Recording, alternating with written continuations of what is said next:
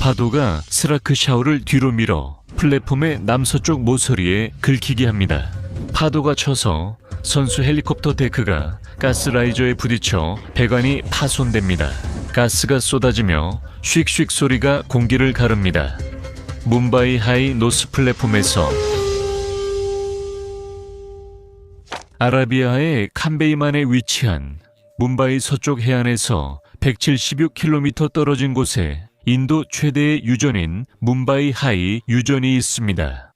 이전에는 봄베이 하이 유전으로 알려졌던 이 해상 유전은 약 11만 5천 제곱킬로미터의 면적을 차지하고 있으며 평균 수심은 약 75m입니다. 1965년 러시아와 인도의 합동 지진 탐사팀에 의해 발견된 뭄바이 하이 유전은 약 1659만 톤의 원유 매장량이 추정되었습니다.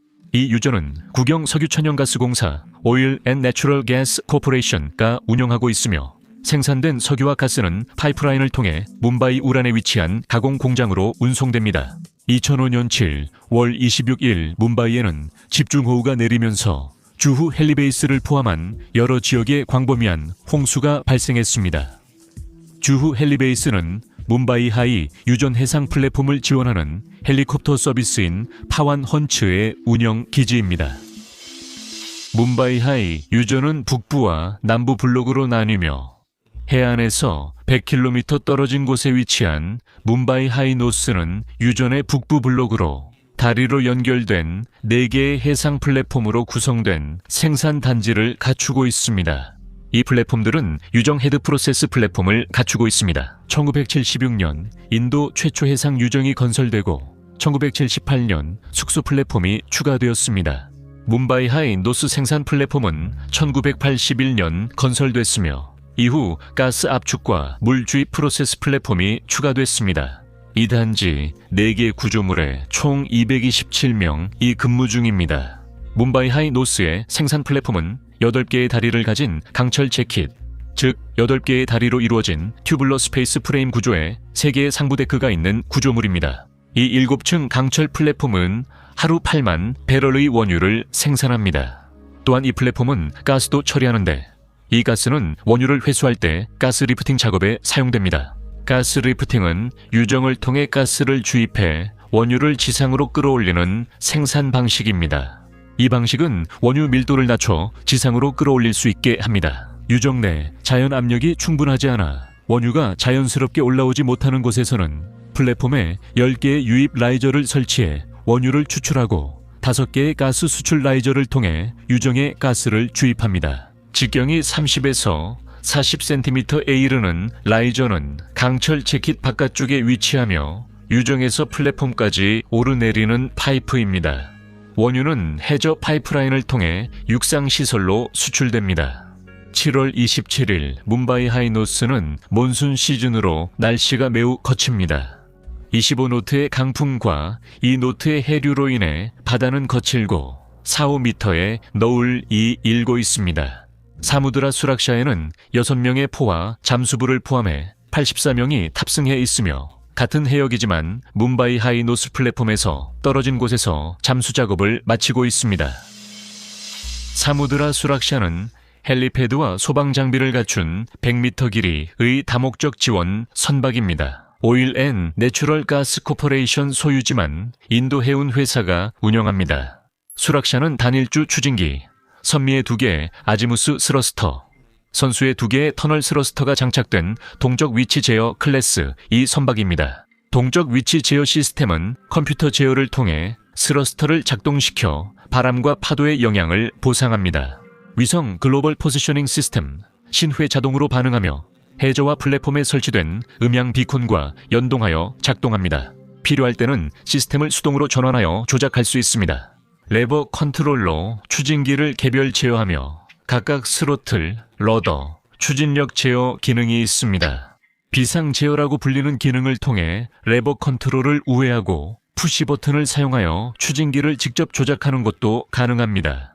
수락샤에는 포화 잠수 시스템이 있어 잠수부들이 고압 환경에서 생활하며 다이빙 볼에 투입될 수 있습니다. 포화 시스템에서 생활하면서 압력 변화 없이 회복하고 휴식을 취함으로써 잠수부들은 며칠이 걸릴 수 있는 긴 감압 과정을 28일 임무가 끝날 때까지 미룰 수 있습니다.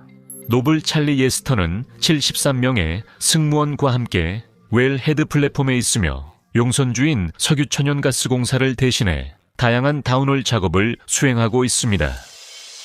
노블 찰리 예스턴은 최대 7,620m까지 시추가 가능한 제거 브릭이며 수심 91m까지 운용할 수 있습니다. 제겁은 이동식 해상 시추 장치입니다. 제겁은 자가 상승식 구조로 시추데크 위아래로 확장하거나 들어올릴 수 있는 3, 4개의 이동식 다리를 갖고 있습니다. 이렇게 하면 제겁은 새로운 위치로 이동한 후 해저에 단단히 고정할 수 있습니다. 시추 작업을 수행하기 위해 제겁의 데크에는 시추 장비, 보급품, 그리고 숙소 공간이 마련되어 있습니다. 노블 찰리 예스턴은 웰 헤드 플랫폼 위에 위치해 있으며 몇 가지 문제를 해결하고 생산량을 높이기 위해 웰 워커버 작업을 진행하고 있습니다. 오후 2시에 수락 샤워에 선장 수레쉬 찬드는 요리사가 음식 준비를 하던 중 실수로 손가락 2마디를 절단했다는 통보를 받습니다. 찬드 선장은 다이버들에게 벨로 돌아가고 배를 선박으로 회수하라고 명령합니다. 다이버들이 선박의 포와 잠수 시스템으로 이동하는 동안 승무원들은 부상당한 요리사의 상황에 대해 논의합니다. 선장은 요리사가 의료 후송을 받아야 한다고 생각하고 석유천연가스공사 대표도 이에 동의합니다. 그들은 뭄바이 주 헬리기지의 파완 헌치에 연락하지만 악천후로 헬기 운항이 중단됐다는 답변을 듣습니다. 하지만 미 172 파완 헌츠 헬리콥터 한 대가 생산 플랫폼 헬리데크에 주차되어 있습니다. 오후 2시 45분 수락샤오 찬드 선장은 해상 설치 관리자에게 헬리콥터 이송을 요청하려고 전화합니다. 부상당한 요리사를 위해 헬리콥터 착륙을 요청했지만 높은 파도와 5m 너울로 인해 착륙이 너무 위험하다고 판단되어 거부되었습니다. 찬드 선장은 부상당한 요리사가 치료를 받을 수 있도록 맨라이딩 바스켓으로 생산 플랫폼에 이송 허가를 요청합니다. 수락샤오는 해상 보급선 때문에 플랫폼이 바빠 대기하라는 지시를 받았습니다. 수락샤오는 숙소 플랫폼에 연락해 의사 도움을 요청하지만 의사가 없어 다시 요청합니다. 제겁 시추선 중 하나인 아반 5호에 부상당한 요리사를 더 나은 치료를 위해 이송할 수 있는지 문의하지만 아반 5호는 이를 거절합니다. 그들은 부상자를 받을 수 없다고 합니다. 밤새 15시 30분에 수락샤가 다시 생산 플랫폼에 연락하고 첸 선장이 생산 플랫폼의 해상 설치 관리자와 통화한 끝에 마침내 바스켓 이송을 허락받습니다. 남쪽 크레인은 바람을 마주보는 쪽에서 사용하기 때문에 작업이 더 복잡합니다. 이 말은 크레인이 바스켓에 요리사를 태워 플랫폼으로 옮길 때 강한 바람과 거친 파도로 수락샤가 굴착장 쪽으로 밀려난다는 의미입니다. 플랫폼 뒤쪽에 있는 바람이 덜 부는 쪽의 크레인은 기계적인 문제로 작동하지 않고 있습니다. 수락샤가 플랫폼에서 멀어지도록 밀리기 때문에 바람이 덜 부는 쪽이 더 유리합니다. 수락샤는 생산 플랫폼 남쪽으로 이동합니다. 가는 중 첸 선장은 컴퓨터 제어 우연 아지무스 추진기 문제를 발견합니다. 수석 엔지니어는 고장난 추진기 수리를 위해 접근 지연을 제안합니다. 하지만 부상당한 요리사를 치료할 의료진을 찾느라 이미 많은 시간을 허비했기 때문에 선장은 그냥 진행하기로 결정합니다. 그들은 비상시 조이스틱으로 동적 위치 제어 시스템을 수동 전환합니다. 수락샤는 선미에서 천천히 접근합니다. 선수는 35노트 바람, 3노트 해류, 5m 너울을 마주합니다. 16시 5분에 부상당한 요리사는 생산 플랫폼의 남쪽 크레인을 이용해 바스켓으로 성공적으로 이송됩니다. 수락샤가 멀어지기 시작하자 큰 너울이 선박을 강타해 플랫폼 남서쪽 모서리로 다시 밀어붙입니다. 선수 부분이 너울골에서 솟아오르며 헬리데크가 수출가스 리프트 라이저에 걸립니다. 이 라이저들은 재킷 외부에 있습니다. 이 라이저들은 해수면 위 보호가드로 작은 해상 보급선으로부터 보호됩니다. 수락샤는 대형 다목적 지원선으로 접촉할 때 배관이 파손되어 가스가 새어나오게 됩니다. 플랫폼 승무원들은 손상된 라이저에서 가스가 분출되어 강한 소리가 나고 그 가스가 수락샤 헬리덱 위로 퍼집니다. 가스가 다리와 부딪혀 불이 붙으며 순식간에 수락샤를 삼킵니다. 고압가스가 방출되어 라이저에서 제트 화염이 분출됩니다. 불길은 서로 가까이 있고 화재 방호 장치가 없는 인접 라이저로 빠르게 번집니다. 불길이 번지면서 3번의 연속적인 폭발이 일어나 생산 플랫폼을 관통하고 이어서 숙소 플랫폼까지 파괴합니다. 비상차단 밸브가 작동되지만 손상된 일부 라이저는 길이가 12km에 달합니다. 대량의 가스와 석유가 계속해서 새어나오며 가판 높이까지 불길을 내뿜고 폭발은 남쪽 크레인을 관통해 크레인 조종사를 사망에 이르게 합니다. 사람들은 목숨을 걸고 달아나고 불길을 피해 거친 바다로 뛰어듭니다.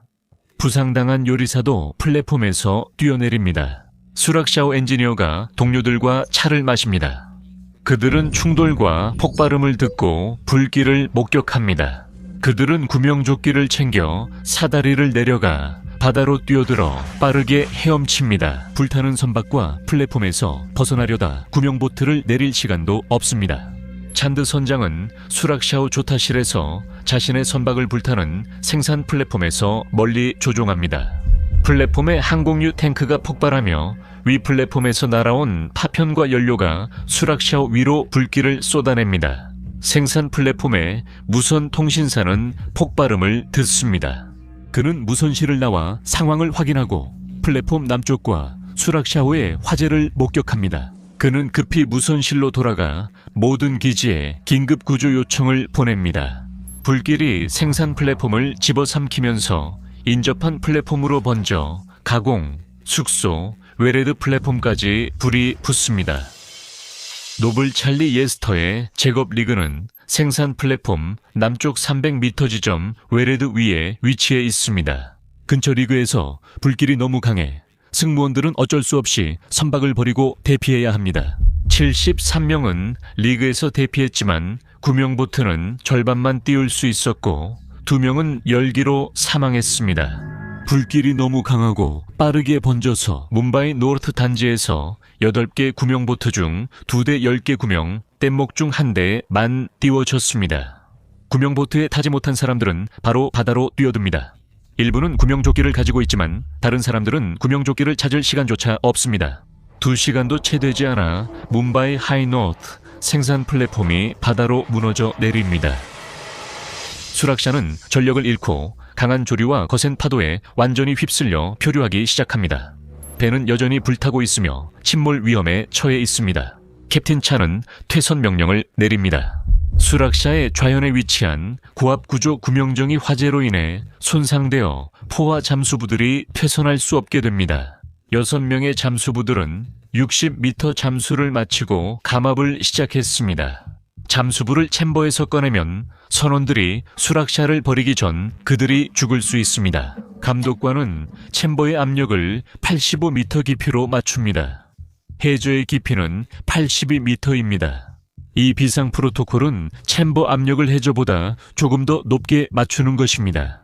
다이버들이 탑승한 상태로 선박이 침몰해도 챔버가 열리거나 침수되지 않게 할 수 있습니다. 해상 보급선들이 이 지역에서 교신하는 무전 소리가 전파를 타고 들려옵니다. 뭄바이 하이 노스 생산 플랫폼에서 폭발이 발생했습니다. 뭄바이 하이 노스 생산 플랫폼에 화재 발생. 모든 선박은 접근 금지, 생존자 수색 요망. 뭄바이 하이 노스 생산 플랫폼이 바다로 붕괴되었습니다. 모든 선박은 최대한 주의해 이동하십시오. 수백 명이 구명조끼를 입고 물에 떠 있으며 수마드라 수락샤에서도 화재가 발생했습니다. 나쁜 시야와 악천후에도 불구하고 해군 헬리콥터, 해안경비대, 병원선을 요청하십시오. 뭄바이 하이 노스 콤플렉스 근처에서 운항 중이던 15척의 해상 공급선과 다목적 지원선이 비상에 대응해 현장에 도착하기 시작합니다. 3척의 선박이 사고 발생 1시간 이내에 부상당한 쿡을 포함해 143명의 생존자를 구조하는 데 성공했습니다. 수락샤의 엔지니어 등 다른 생존자들은 생산 플랫폼에서 30마일 동쪽의 거친 바다에서 표류하다 구조됩니다. 몇 시간 후 찬드 선장은 심한 화상으로 구조되고 잠수부들은 여전히 불타는 수락샤에 갇혀 있습니다. 시간이 지나면 챔버 내 이산화탄소 농도가 높아져 잠수부들이 숨쉬기 어려워집니다. 잠수부들이 있는 챔버 옆에는 2개의 다른 감압 챔버가 있습니다. 잠수부들은 깨끗한 호흡가스를 들이기 위해 2 챔버의 밸브를 급히 열고 일부 신선한 가스가 챔버로 들어옵니다. 하지만 그로 인해 챔버 내 압력이 54m 수준으로 감소합니다. 잠수부들은 선박이 가라앉아 벨트가 해저에 떨어지면 올바른 압력 상태를 잃는다는 것을 압니다. 수락샤는 아직 불타고 있습니다. 수마드라 프라바라는 화재 진압을 위해 화재 감시 장비를 사용해 접근합니다. 프라바가 화재를 진압하는 데 10시간이 걸립니다. 프라바에서 구조팀이 파견되어 잠수부들의 상태를 확인합니다. 구조팀은 소다소비라는 화합물을 압력 해치를 통해 포화 챔버로 전달하여 공기 중의 이산화탄소와 기타 산성 성분을 흡수합니다. 그들은 이어서 산소와 헬륨 혼합 기체를 챔버에 새로 공급합니다. 잠수부들을 감독하기 위해 잠수의학 전문가가 탑승합니다. 그는 날이 발자 감압 속도를 48시간에서 30시간으로 높입니다. 인도 해군과 해안경비대 선박들이 그때쯤 현장에 도착합니다. 생존자 대부분 약 326명은 무사히 확인되어 구조에 나선 해상보급선에 의해 구조됩니다. 인도 해군과 해안경비대는 15시간 동안 12명의 생존자를 추가로 구조했습니다. 사고 현장에 있던 384명 중 362명이 구조됩니다. 11명은 사망이 확인되고 11명은 바다에서 실종됩니다. 구조 작업은 기상 악화로 크게 지연됩니다. 몬순으로 지역 내 헬리콥터 운항이 며칠간 중단됩니다. 시간이 지날수록 수락샤호가 침몰할 위험이 커지자 구조팀은 12시간이 남은 상태에서 감압 작업을 중단하기로 결정합니다. 7월 29일 오전 4시 그들은 30분도 채 안 되어 챔버의 압력을 해수면 수준으로 낮추고 잠수부들을 가능한 한 빨리 감압 챔버로 옮깁니다. 프라바에서는 정상 감압을 위해 압력을 30m로 설정합니다. 모든 잠수부가 생존합니다. 프라바는 8월 1일 뭄바이 해안선에서 약 12헬이 떨어진 곳에서 2일 후 수락샤를 예인선에 넘겨 뭄바이로 예인하게 합니다. 예인 밧줄이 끊어지고 수락샤는 북쪽으로 표류합니다. 강한 바람과 조류에 휘둘리던 중 큰 파도가 수락샤를 강타해 배가 전복되고 30m 깊이의 바다에 침몰합니다. 화재로 인해 22명이 사망했으며 이 중 11구의 시신이 수습되고 11명은 바다에서 실종되었습니다. 이 가운데 2명은 수락샤 선원이었습니다. 이 사고 피해액은 약 3억 7천만 달러로 추산됐습니다. 뭄바이 하이, 노스 생산시설, 헬리콥터 손실, 기타 시설 파손과 피해를 모두 포함한 금액입니다. 노블 찰리 예스터처럼 뭄바이 하이 노스 참사에서 발생한 제곱 리그의 원유 유출은 최대 16km까지 퍼졌습니다. 생산량의 85%가 단 5주 만에 복구되었습니다. 라이저 라인은 뭄바이 하이 사우스 시설로 우회되었습니다. 2006년 5일 엔 내추럴 가스 코퍼레이션은 뭄바이 하이 노스 유전 플랫폼과 확장 시설 재건에 2억 8천만 달러를 썼습니다. 뭄바이 하이 노스 플랫폼 화재 당시 인도 당국이나 오일 앤 내추럴 가스 코퍼레이션 모두 공식 조사 보고서를 공개적으로 발표한 적이 없습니다. 인도에는 해상 석유가스 작업 감독 기관이 없었습니다. 플랫폼 운영사인 오일 앤 내추럴 가스 코퍼레이션이 정한 기준 외에는 아무런 기준이나 규정이 없었습니다. 이 사건의 결과로 2008년에 인도는 해상 석유 및 가스 활동을 감독하고 관리하는 규제 기관을 설립했습니다.